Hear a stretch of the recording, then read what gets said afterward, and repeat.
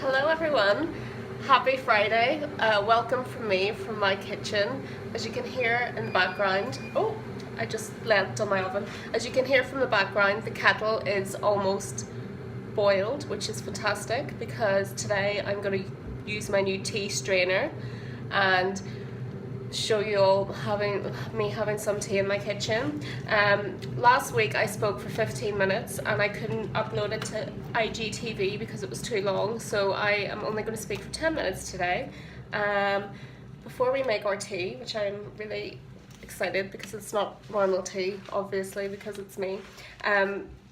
Before I do, last week I talked a lot about themed afternoon tea. And I've had different messages since. So what I've decided to do is I am going to have a survey which is live at the moment on my page, on my Instagram page, Afternoon Tea London. The link's in the bio, and it's about themed afternoon tea.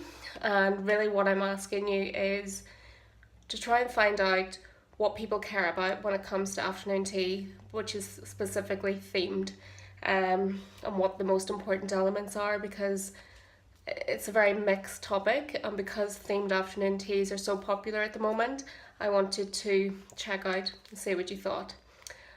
Now, thank you so much to everyone who's joined. I'm going to wave. There's been, wow, loads of people have joined.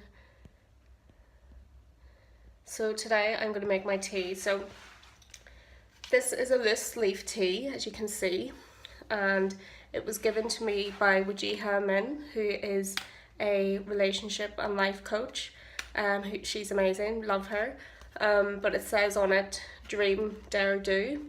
And I haven't opened it yet, but inside it tells us what's in the tea. But the whole point of this specific blend that was created for one of her events was you were supposed to drink it and feel motivated and happy to do things. So kettle is boiled. I'm going to show you, my kettle's quite good because it tells you the temperature, because with this leaf teas you're better waiting for the tea temperature, the water temperature to go down a little bit, because it can sometimes burn the types of tea.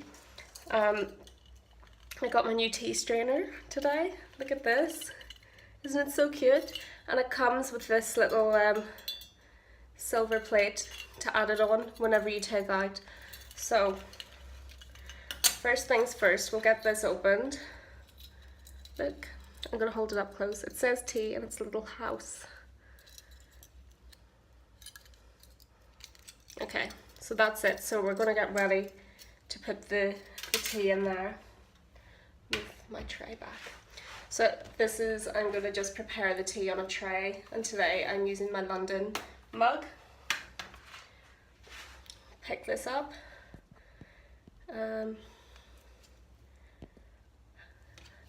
Hi, Anik. I just got a whiff of this. This smells so nice. Let me get a knife so I can open this. So I'm just going to pull this little piece of paper out and read. I don't know if this is just ingredients or if it says something specific. Ah, yes, it is the blend. So we have Lady Grey black tea, orange pieces, rose petals, lemongrass, cornflower petals, oil of bergamot, lemon oil, rose petals, and lemon. Lovely. There we go. So what you do with this, my little tea strainer is quite small, so it's fine for the cup that I'm doing. So I'm just going to pour without spilling. Oh, that's plenty. So that's for 1 cup. So I reckon I would get about maybe about 5 cups out of that. Put your stopper back in, and tea keeps, so you know you can put that in your cupboard and then have it whenever you want, really. Okay, close. Now the way I make tea, if I'm making tea in a cup, pour a little bit of the hot water in first and kind of swizzle it around, because you want to heat the cup. It's the same way if you're making tea in a teapot, you want to warm the teapot. So just do a little swizzle, and then I'm just going to drop this water out, okay? So now that my teacup's warmed a little, tea strainer, and it goes, and I'll show you how to hook this on. So you want to bring this underneath, because you don't want it to fall in. Bring the chain underneath the handle and then hook it so it's secure. This wasn't in the instructions, this is just me, my tips. And I'm going to hold the teacup properly because we do not want any accidents. And then you just pour in your hot water. It's come down to 85 degrees, which I think is fine. Okay, so that is my tea is in here and it's brewing. So because of the types of tea in this particular blend, there's some quite delicate teas, like the cornflower petals and the rose petals. So I'm going to let it brew for, I'm going to say 3 minutes. So I'm going to time it on my own watch. So I'm going to take it up to around just a few minutes. While I'm doing that, I am going to show you some chocolate that I have received.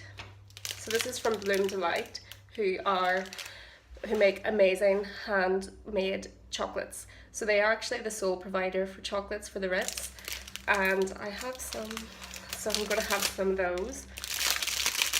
So normally, you know, if you're having tea at home and you want to make it nice, if it's just yourself, you can have a little tray like so. See it? So I'm going to put a little plate of my chocolates on.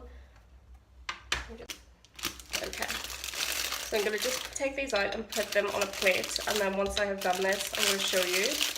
In the meantime, if you've got questions for me about tea, please send me a message. These chocolates look amazing. Because, you know, if you're having tea at home by yourself at 4 o'clock, you know, why not make it nice for yourself so you can see the chocolates with the handmade. They're all handmade, but with the pieces of fruit in them. They smell so nice. Let's see where we are with time. We're doing okay, so I've got maybe brew my tea for another minute. Someone has said milk first or last. Well, in this particular tea, we're not going to use milk because it's a herbal tea, so if you add milk, it sort of takes the flavours away and you can't really taste them. Generally speaking, if you're having a black tea or a darker tea and you wanted to use milk, you would add the milk afterwards because, well, for 2 reasons. You want to be able to see the strength of the tea, so if you add the milk second, that means that you get to, you have better control over how much, how strong the tea will taste.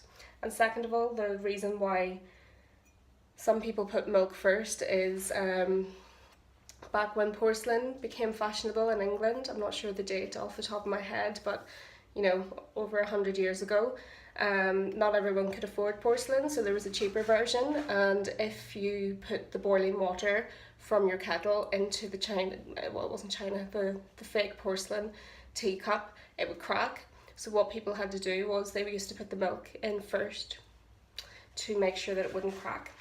So I'm going to wave to a few people. It's funny doing this in the kitchen today rather than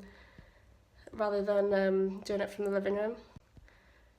Oh dear, I've turned the count. Thankfully I had my dishes washed. Okay, so I'm going to take this chain off now. So as you can see,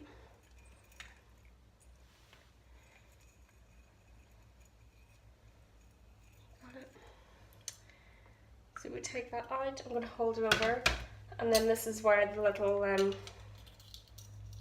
because that's quite hot as well because it's metal, so, and then you can just leave that to the side of your tray.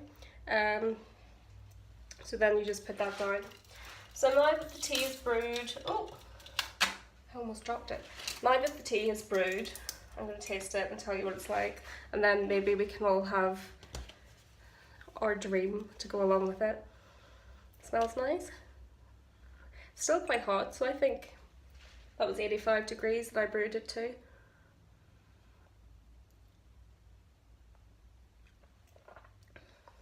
Oh, that's lovely.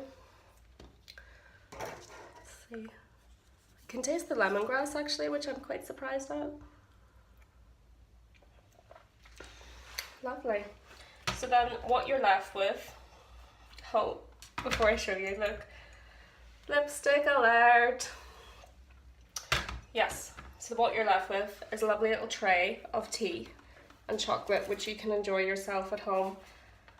So that's the video for today. As I said, I talked for too long last week, so I'm going to finish up because we're almost 4:10. As I said at the beginning, please do look at my survey about themed afternoon teas, which you'll find in my bio, and do send me all your tea pictures and keep tagging me as normal, and have lovely weekends, and I'll see you all soon. Bye!